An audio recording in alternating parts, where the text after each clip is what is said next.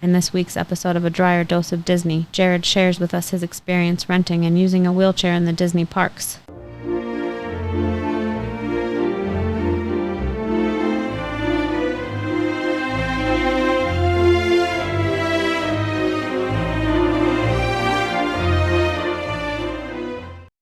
Welcome to this week's episode of A Drier Dose of Disney. I'm your host, Jared Dreyer, and today we are going to be continuing an old series about disabilities, DAS in the park, and we're going to be talking about navigating the parks with a wheelchair versus a scooter. And I know this is an important topic to a lot of people. Some people may be mobility impaired and may already be in a wheelchair, but there are a lot of people that go to the parks on a day-to-day basis that need to use a chair to just survive the day at the park. So we're going to talk about our experience doing exactly just that and what we saw in the two different parks that we went to during that week. So we've got a really fun episode for you guys today to talk and highlight some of the differences that you're going to notice if you ever do need to use a chair. But we're going to tell you what our experience was like. Before we dive into it, though, I want to ask wherever you're watching this or if you're listening to us on the podcast, go ahead and find that pause button and find the subscribe button. So that way, you're going to get this content delivered into your inbox each and every single week as we continue to upload episodes. Now, currently, we're not doing them every single week because we've got 90 episodes out there now with tons of tips and tricks. But as we continue to upload new episodes, you're going to want to be alerted to those when they come out. So you're definitely going to want to find that subscribe button. Second, if there are any tips or tricks that are saving you time or money, we do ask, find us over at Patreon and support the show. That's in the links in the description down below. So go ahead and find us down there. And by supporting the show, you're keeping us going and keeping these tips and tricks flowing into your inbox or wherever you're consuming this information. And I have to say, with over 90 episodes, we've got some pretty cool tips or tricks that are out there. So you're definitely going to want to find all of those and support the show. And at Patreon, we also at our highest tier have our biggest ever Disney tip or trick. And that's available, like I said, only at the highest tier. And we wanted to keep that out of the general public. So if you're supporting the show at that level, you're going to get access to our absolute best Disney tip or trick that's going to help you skip the lines at any of the Disney parks. So check that out. And then we've got our I Can Do This All Day tip of the day gear. And it's a cool logo with obviously Captain America's shield on there and then the Disney emblem in the middle. So go ahead and check that out at Etsy. And that's also in the links below. But let's dive into it. So we had the opportunity this past summer to be out in Orlando at our Drier Dose of Disney condo, which you can also rent on your next Disney vacation. So you just find that as well in the links below for Vrbo or Airbnb, whichever is your preferred platform. We're on both sites there and it's less expensive than the hotels. You're going to have a lot more room. We have 3 bedrooms. So our daughter obviously has her own space and her own room. My wife and I have our own room and bathroom. So it's really nice to stay at the condo and we're only 2 exits from Disney. So it's really quick to zip in and out of that, but go check that out. But while staying there this summer, we had my mother-in-law come and visit us for a period of about a week. And it was great having her out in Orlando. It was her first time at the parks. And we definitely loved seeing all the sights with her and getting her to try all the food and taking her on all the rides. And in fact, the 2 parks that we went to were Magic Kingdom and Epcot. So she had a chance to ride Tron and Guardians of the Galaxy Cosmic Rewind. And she said how much she absolutely loved the bigger roller coasters and how much fun she thought that they were. And she started asking us for bigger rides. So we know next time she comes to visit, we are going to be taking her to Universal and Islands of Adventure specifically to get on the Velocicoaster. And if it's next summer, who knows, maybe Epic Universe will be open. So we're really excited about that. And there's so many cool things coming with Epic Universe. So you're definitely going to want to stay tuned. And our podcast will be giving out updates as we learn more about Epic Universe and the cool things that are happening over there. Like I said, though, we took my mother-in-law to the parks for 2 days. She's in decent health. We're full-grown adults with a 13-year-old child, and she's older than us. So you can only imagine kind of what age range and bracket she's in there. But we knew that since we're very used to going to the parks, this is something we do all the time, and we're very fast at the parks, meaning we're there for rope drop. We walk very quickly between rides. We want to minimize our wait times as best that we can and get through the parks as fast as we can, meaning we ride a lot of rides, usually before 1 or 2 in the afternoon. And because we have annual passes, we may knock out an entire park in the early afternoon and get back to our condo and go relax at the hot tub or the pool and just chill for the rest of the evening. So we move very quickly through the park. So we knew that this would be a challenge for her to keep up with us. And of course, she doesn't know exactly where we're going when we say go here, go there. So we thought it's a good opportunity for her to relax just a little bit and to get her either a wheelchair or a motorized cart. So we knew we had the two options. We checked it out. You can rent these at any of the parks, including Disney Springs, and that makes it super easy to get through the Disney locations. Now, again, like I said, we would love to take her to Universal. We did not go to Universal this time, so I can't speak to that. Maybe that'll be on a future episode, and we can give you an update of what it was like over at Universal. So I'm speaking today to just Disney. So the two options are you have a push wheelchair. This is your normal manual wheelchair. Those run about $12 a day, so not too expensive, and you do get it for the whole day. They do ask that you do turn that back into them at the front of the parks at the conclusion of your day, so please do so that they don't have to go chase them all down. Or your second option is a motorized cart, which is over $80 a day. And I was shocked at the price difference between the two there. And knowing what I've seen in the parks, most people end up renting the motorized carts. That actually surprised me. I would have thought the price would have been a little bit more reasonable, knowing how many carts I do see in the park. But obviously, big difference there. So our podcast, we highly recommend doing the push version of the wheelchair. It's not difficult to push with the big wheels. It's very easy to maneuver through the parks. And it's obviously much, much cheaper. And because, like I said before, she had never been, and we move very quickly, we thought it'll be a lot easier if we're the ones pushing her through the park. And that way we can drive her the way that we want to go versus her trying to motorize a cart that may not be moving as quickly as we are and her trying to figure out exactly where we wanted to go. So we figured it would be a lot easier to do that push chair. And in all honesty, it was. There were numerous times that we would be moving through the park very quickly, trying to get to a ride at a certain point in time. And when we would do, we would see other people in motorized carts going as quickly as they could, and we would be passing them.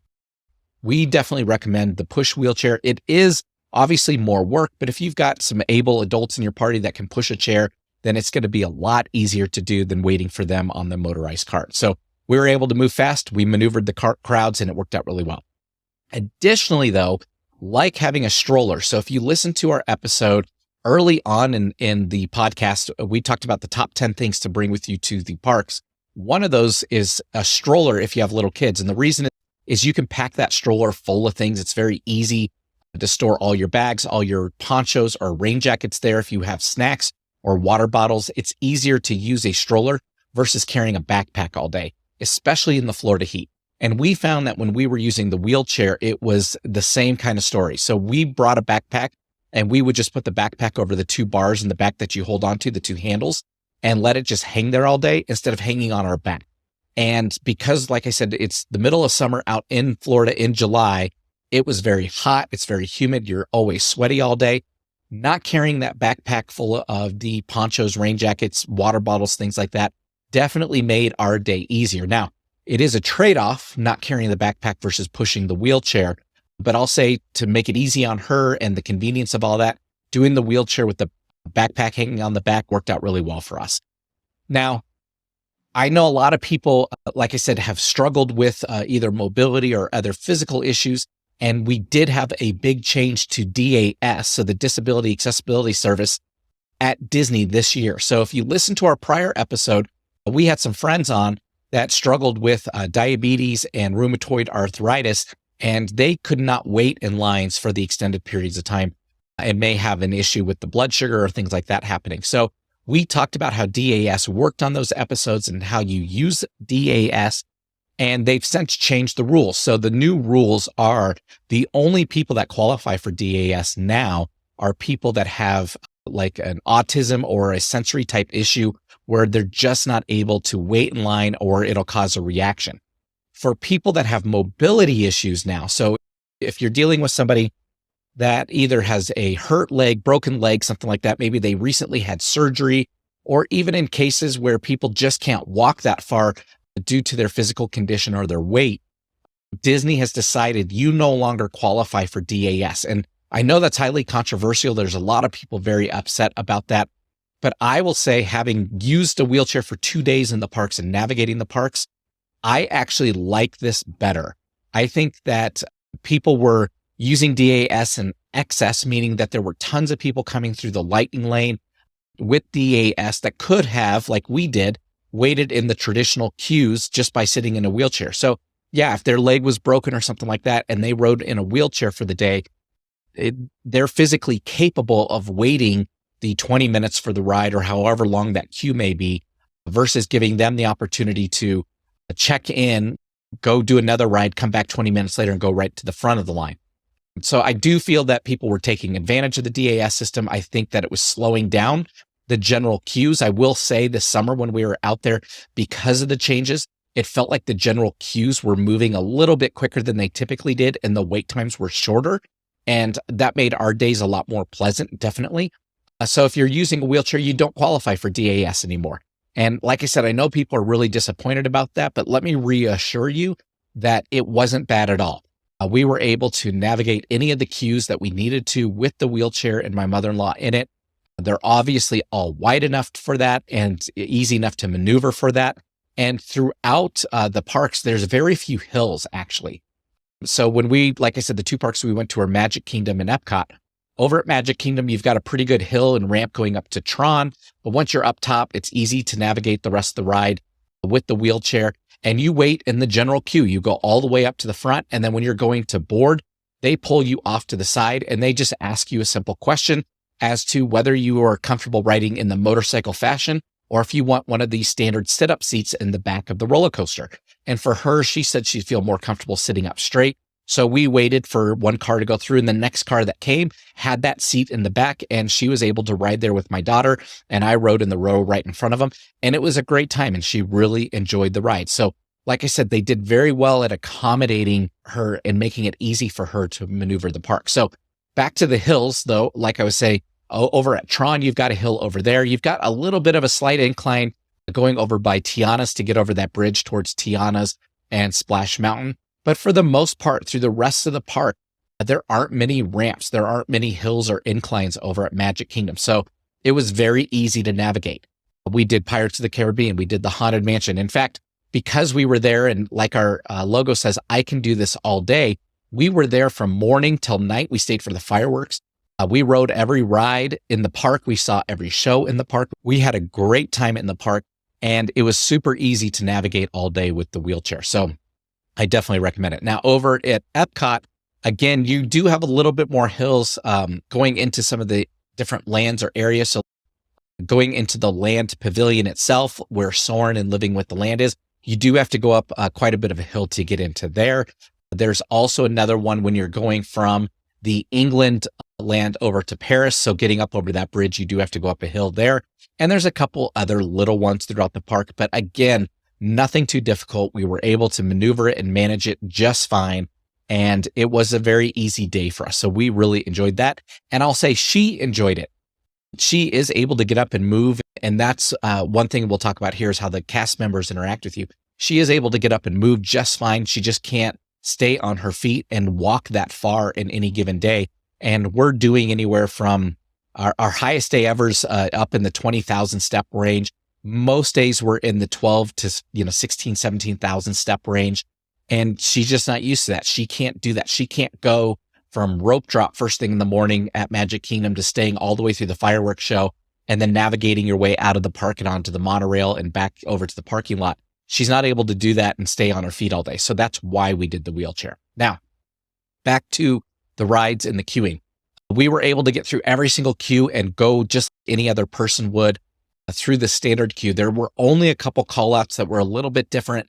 Over at Epcot Spaceship Earth, when we went to go get on Spaceship Earth, they actually took our names, and similar to DAS, they scanned our park passes or our watches and said, you can come back in about 10 minutes and go to the exit, and they'll bring you on through the exit. So we ended up doing that. So that one was very much like the old DAS system. Over at Magic Kingdom, the only different one was It's a Small World, and they brought you in through the exit. And if you've been in there, you know that there's ramps all the way down.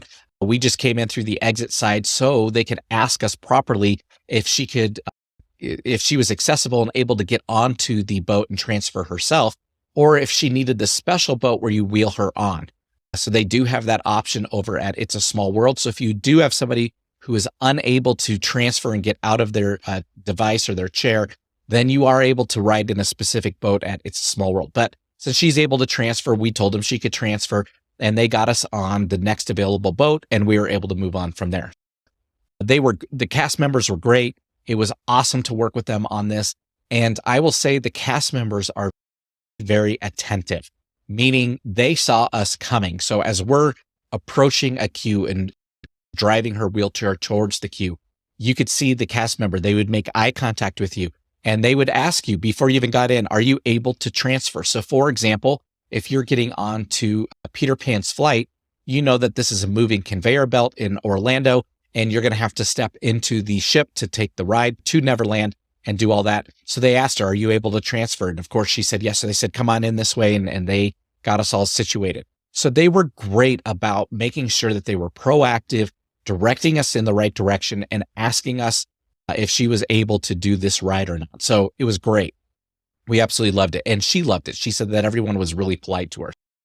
Know that the one question you're going to get the most if you're in a wheelchair mobility device is, are you able to transfer? Because a lot of the rides do require that you get out of the chair to get onto their ride so that you're able to go in and enjoy that. For our I Can Do This All Day tip of the day, I'm going to stand by one of our recent episodes where we said, in order to make your day magical, if you have a stroller or a wheelchair, please, whatever you do, don't take them into the stores because they have a tendency, though they fit, they're very tight and they have a tendency to clog up walkways and lanes that people are using. And if you're in the store, you've got people going in every direction, then all of a sudden you have a traffic jam and nobody can get out of there. We said that in that episode. I'm going to stand by that today and say that is my recommendation, is if you do have somebody who is accessible and they're able to transfer and get out of the chair and they're able to maneuver, anytime you're looking to go into a store, have them get out of the chair, have them walk themselves through the store. If you need to, you can fold up the chair. That works really easily. And then you can just push it out and set it over to the side, like where the other strollers are. But that made our time in the stores much more enjoyable. And the reason I say that is there's a handful of times, and you guys know and are probably familiar with, that when you come off a ride, sometimes they will dump you into a store. And so there were a handful of times we would come off a ride, she'd get back in her chair, and we would wheel her out. And now all of a sudden we're in a store. I will say those were the most frustrating parts of my day, pushing her. And it's just because people don't see you, they're not watching, and they clog up aisles, they stand in front of you, and there's no way to get around them. So if you've got, whether it's a shopping rack with some clothes on it over here or a display thing over to your other side, there's nowhere else to go. You have to go through the middle. And if someone's standing there looking at stuff, you have to wait for them to move to get by. You can't just sneak by. And they, like I said, most people didn't notice you. So you'd have to wait a minute and maybe say, excuse me. And eventually they'd notice you and maybe move to the side and then you could get out. But this would happen multiple times in the same store trying to get out of one store. So it definitely made it much more difficult for us to get out. And like I said, we would prefer to just not even have the wheelchair in there. So when we would go into a store and want to go shopping, we would leave the wheelchair off to the side as much as we could and just walk through the store just to make it easy and able to get around and maneuver through the other people. So that is our tip. We recommend definitely try not to take them in the store if at all possible, but we know that's not 100% feasible, especially if you're coming off a ride. Do your best, navigate, just be patient with other people, and hopefully you're able to get around them. But with that, we wish you a magical week as you're planning your next trip. And if somebody in your family has an accessibility issue, do know that there are wheelchairs available for you, and they're a great tool to use. We've talked about other people in our family that may just get really tired, and it may be something that's great for them to rent as well. So with that, we'll talk to you guys next time. Bye-bye.